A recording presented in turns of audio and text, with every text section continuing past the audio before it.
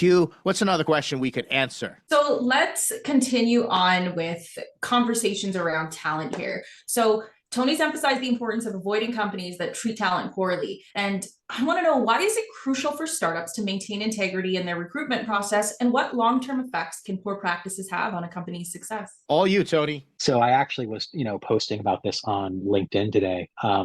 I recently fired a client that was an early stage startup due to they didn't have their act together in the hiring process. What people don't realize is that one way that you can damage your brand is the way that you have your hiring practices and the way that you treat your talent, right? People are more social than ever and they voice their opinions online more than ever. There's more efficacy boards and there's more ways, and we're not just talking Glassdoor anymore, right? So there's more and more ways for people to understand what a culture and a business is really like. And so it can be a quick way to assassinate your brand and limiting yourself to good talent by not having your act together. And candidates are savvy, right? They will look at it and say, if the hiring process is like this and you're not keeping your promises and feedback loops are really, really latent and you're offering me below the pay band that we discussed, what's it going to be like to work for you, right? And so the more selective candidates are going to move on, right? So I always say, and this seems cliche, is always act as if nobody's looking, right? And basically it's super simple. If you say that you're going to do something, if you say that you're going to do something and you can't do it, be transparent with them, right? And just let them know, hey, we've fallen behind in our interviews, or we're going to sync up next week.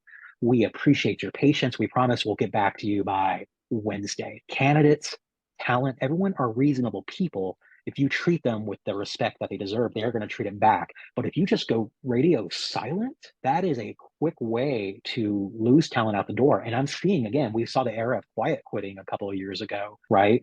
It's still out there. It's just not as loud. And I know a lot of people who have just decided, you know what, I would rather be unemployed and go found my own startup and see what happens than work in an environment that's going to be detrimental to my well-being. I think you're nailing a few things just in terms of integrity. That word came up as far as integrity is concerned. It's the same thing that I like to say to investors. I let them know, listen, your process, sorry for all you Americans out there, it's process, but us Canadians say process. Your process is your product. If you're out there and you want to invest in founders and startups, high caliber pedigree startups, and you treat them like dirt through the entire thing, you are not going to get referrals. You are not going to get access to a wider selection, and you're going to get a black mark. There's reputation, and there are literally sites that you can go to where people will talk about this investor, that investor, reputation goes, and a lot of them are internal, and we provide notes all the time. Stay away from this investor. This investor acts like a jerk, and this is the best investor. They are very efficient. We like these investors. The same is going to go when you're hiring.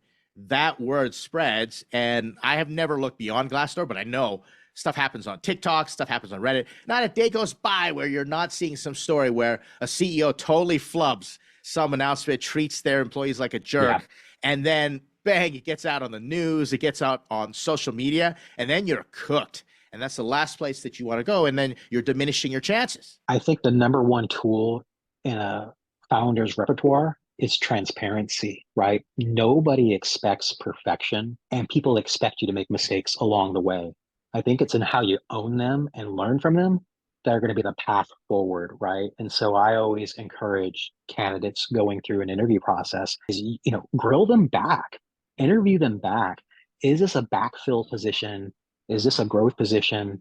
If I'm replacing somebody, what happened to them? What are the challenges that you're seeing as a founder? What would you do differently? And don't hide it, right? Again, you don't have to give them the gory details, but I think creating a level of transparency gives top talent the ability to see behind the curtain and say, yes, I want to be a part of this journey with you. Because again, the more buy-in that you get from the talent, the better off they're going to be from you. But you can't expect them to buy in unless you're giving them something to buy in the first place.